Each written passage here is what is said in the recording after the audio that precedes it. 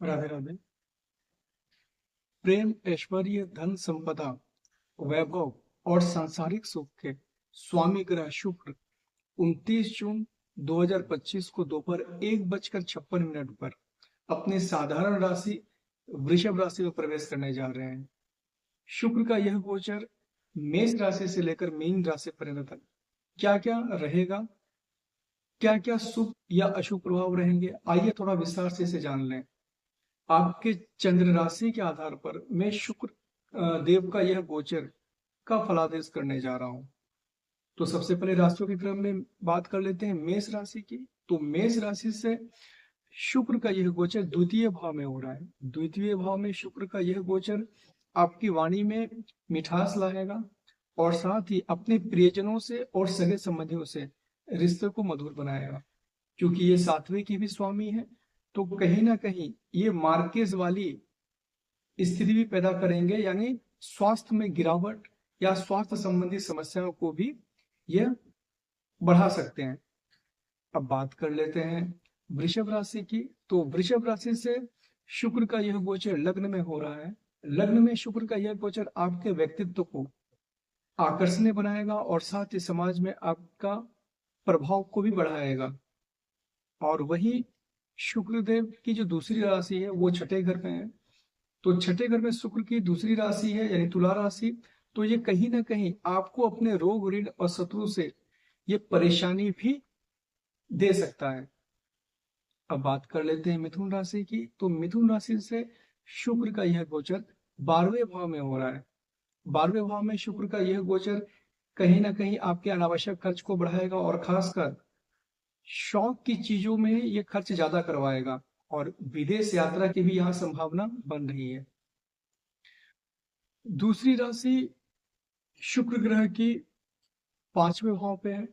5वें भाव में शुक्र की यह राशि कहीं ना कहीं संतान सुख की प्राप्ति को दर्शा रहा है और साथ ही यदि कोई स्टूडेंट्स है और वो शिक्षा के लिए विदेश जाना चाह रहा है तो ये उसके लिए उचित समय है। अब बात कर लेते हैं कर्क राशि की। कर्क राशि से शुक्र का यह गोचर 11वें भाव में हो रहा है। 11वें भाव में शुक्र का यह गोचर कहीं ना कहीं आपके इनकम को बढ़ाएगा, आपके लिए इनकम के नए स्रोत को भी ये बढ़ाएगा। और शुक्र की जो दूसरी राशि है यह चौथे घर में है। चौथे घर में शुक्र की यह राशि आपके माता के स्वास्थ्य में जो है वो स्थिरता लाएगा और साथ ही भूमि, वाहन, मकान का भी ये सुख देगा। अब बात कर लेते हैं राशियों के क्रम में सिंह राशि की। तो सिंह राशि से शुक्र का यह गोचर 10वें भाव में हो रहा है।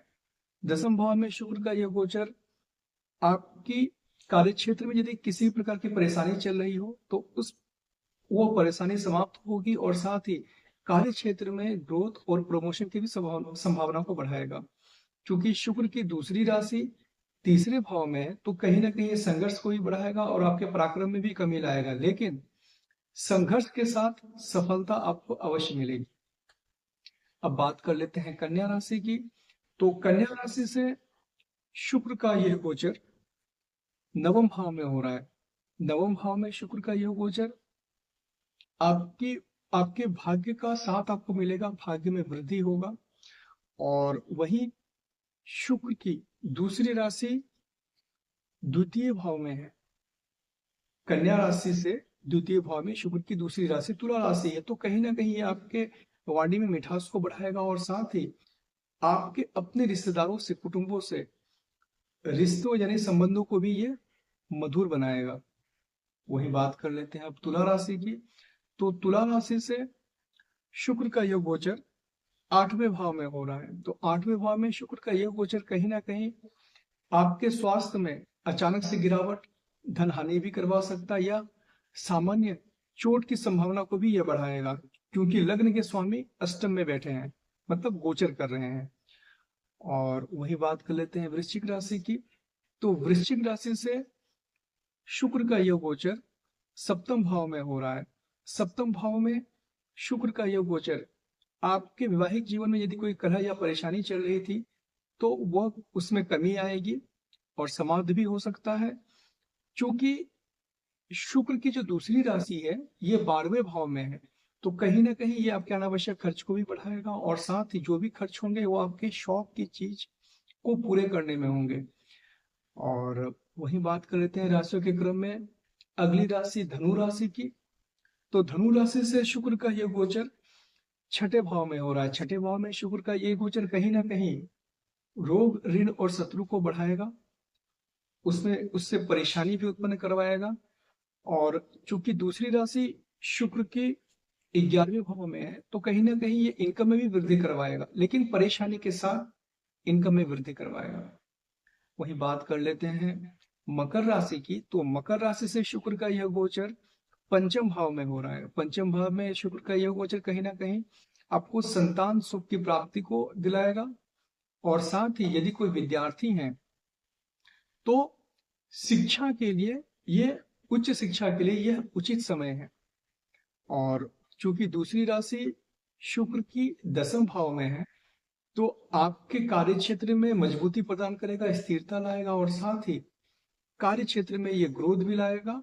और कहीं यदि पदोन्नति की बात यानी प्रमोशन की बात यदि चल रही है तो वो भी होगा।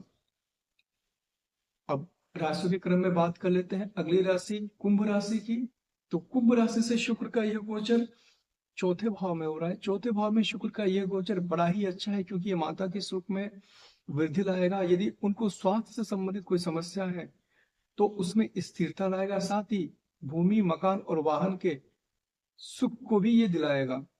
वही दूसरी राशि शुक्र की 9वें भाव में, तो कहीं ना कहीं धार्मिक यात्रा करवाएगा और भाग्य का साथ भी आपको अवश्य मिलेगा। अब बात कर लेते हैं राशियों के क्रम में आखिरी राशि मीन राशि की।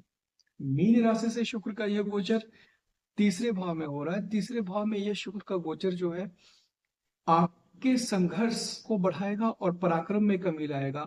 और चूंकि जो दूसरा राशि है शुक्र का वो 8वें भाव में है, तो 8वें भाव में शुक्र की जो दूसरी राशि है ये कहीं ना कहीं आपको आकस्मिक स्वास्थ्य में गिरावट भी दिलाएगा और साथ ही धन हानि और मान प्रतिष्ठा में भी यह कमी को बढ़ा सकता है, करवा सकता है। तो आज हमने जाना कि शुक्र का यह गोचर मेष राशि से लेकर मीन राशि पर्यंत तक किसके लिए शुभ प्रभाव देंगे और किसके लिए अशुभ प्रभाव देंगे। आप सभी का धन्यवाद।